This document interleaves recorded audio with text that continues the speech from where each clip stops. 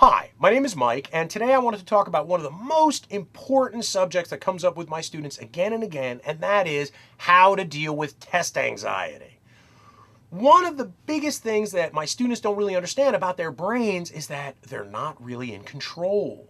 You think, I live inside my brain, I want to go eat an orange, I go eat an orange, I want to watch TV, I go watch TV, I'm going to go do my homework, I go do my homework. You think that you're in control, but you're not really.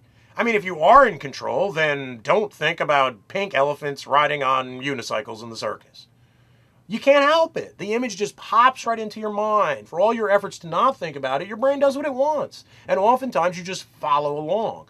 Now, this is fine if you're trying to be creative or resourceful or inventive and think about new, cool solutions to problems that you're having. It's great to be creative and associative and just run after your mind, down the hallway of thinking. But if your thoughts are gravitating toward fear and anxiety, then the fact that your brain sort of runs off and does what it wants is not going to be that helpful. We need to bring your mind back under control so that you stop letting fear run away from you.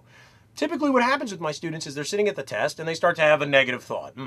Let's see, this problem seems very difficult. Uh-oh, I'm probably going to get it wrong. And then the spiral starts. If I'm going to get this question wrong, I'm probably going to do very poorly on this section. If I do poorly on this section, then the whole test will be really bad. If I do really bad on the test, then I won't get to go to college. If I don't go to college, then blah, blah, blah, blah.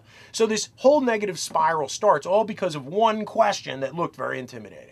What do we do to prevent that spiral from getting started so we can maintain focus on the test and not go running off down all these negative thought patterns? What we do is we distract ourselves.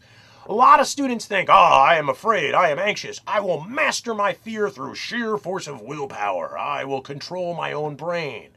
But you can't control your own brain often. I mean, think about it. You can't even stop yourself from thinking about pink elephants riding on unicycles. How are you going to stop yourself from having a natural fear reaction? After all, fear is probably as old on this planet as multicellular life. So it's hundreds and hundreds of millions of years old. Fear is a basic component of biology. As soon as you have multicellular life, you need fear because that's what keeps things alive. So fear is ancient. Are you going to be stronger than something that's been developing in your brain for 500 million years? Probably not.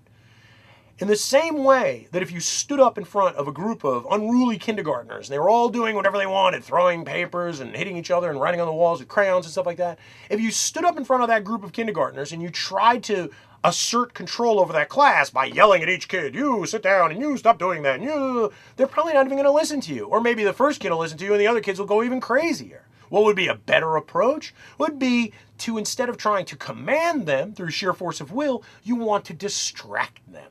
If you stood up in front of a group of kindergartners and you had a magic trick and they were all behaving insanely, gradually their attention would begin to be focused on your magic trick, and that would serve the purpose of getting them under control so you wouldn't have to fight with each and every kid. What's the analogy here with your mind? Well, your brain is like a class of kindergartners. It goes and does all these crazy things. And when you're becoming afraid or anxious and you're at a test, then your brain is running ahead of you and it's acting like a bunch of unruly kindergartners and it's having all these unpleasant, unwanted thoughts. How do we put a stop to that? Very simply. We name things inside our mind in alphabetical order. That's it.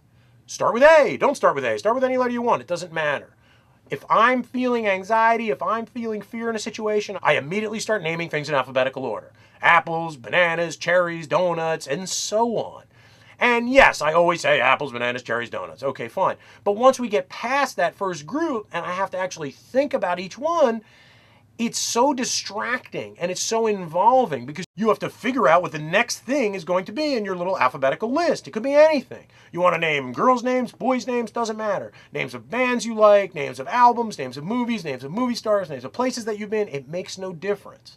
Just name things in alphabetical order and that exercise will be difficult enough and distracting enough that inside of about 15 or 20 seconds, you can get a lot of your composure back and get rid of a lot of that fear and anxiety. How do you do it? Not by fighting the fear. You are not powerful enough to fight the fear through sheer force of willpower. You need more effective tools. And what are those more effective tools? The tools of distraction. Name things in alphabetical order inside your mind. Try this in every stressful situation you find yourself in. If you have to give a presentation to a large group of people and you're nervous about getting on stage and talking to them, name things in alphabetical order.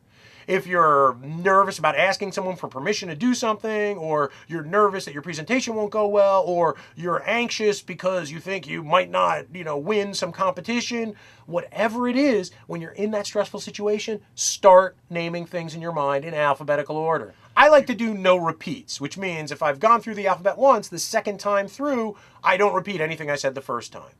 I use this technique if I'm running long distances because it really helps lessen the pain perception that you have. I use this to distract myself in any situation where my brain is doing something that I don't necessarily want it to do. So, to master fear and anxiety, not just on standardized tests, in every situation in your life, name things in alphabetical order. You don't have to tell anyone you're doing it. No one can tell that you are doing it. It's all happening inside your own head. You can be sitting at the SAT and you're about to have this tremendous anxiety attack. Bring it under control.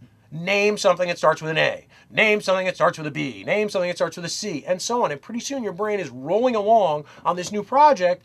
15, 20, 30 seconds later, the amount of fear and anxiety you have is greatly lessened, and now you can get back to the task at hand, which is concentrating on the test and answering the questions correctly.